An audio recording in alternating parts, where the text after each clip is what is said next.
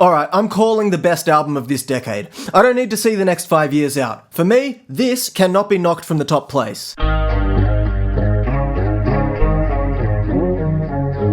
ML Book and her sophomore full-length album from 2023, Suntub, is special for a lot of reasons, and to get at the core of that, I want to first talk about the concept of a sonic palette. We're going to start broad, and then gently narrow in, and apply the learning to ML Book.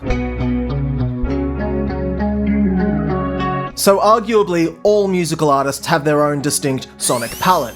It's something that is informed by the technology they favour when creating their art, and or the technology that they can afford when creating their art. What is excluded from my definition of a sonic palette is the artistic intent and approach, that is, the very personal individuality of the artist, which I believe is directly uploaded into an artist's music, and of course their predilection for certain oral aesthetics and sounds. I see a sonic palette just like a literal palette of paint. The artist loads it up with the paint that they prefer, or the paint that they can afford, and then they get to work. The palette acts as a, in some cases contrived and in other cases environmental, bottleneck. And so whilst the palette absolutely shapes the artist's output, it's a joyous trick to behold when the artist is somehow able to create stunning and unique contemporary turquoise line work using a palette consisting of only off-white house paint and a roller brush. Now, in the world of contemporary pop music, some artists have an incredibly limited sonic palette, using the same sounds, approaches, and technologies. That's why you can hear this song, push me,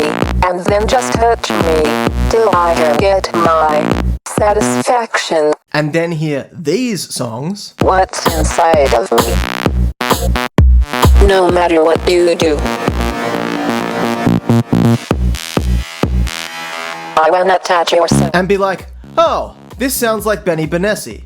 The producer has a very rigid and restrictive sonic palette, but in my opinion, he also has a limited scope with regard to what he's trying to imprint artistically on his canvas. Whereas there are other artists who have a really broad sonic palette.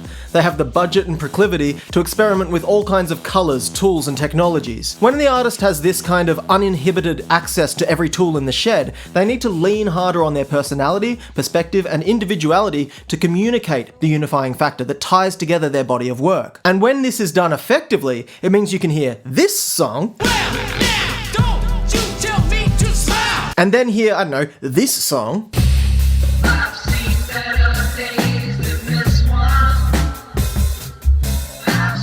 and even though they share very little in terms of literal technology or instrumentation, you can still say, oh, this sounds like the Beastie Boys. But there is a middle ground between these two disparate approaches that, if executed expertly, I really love. I'm going to get into that in part 2.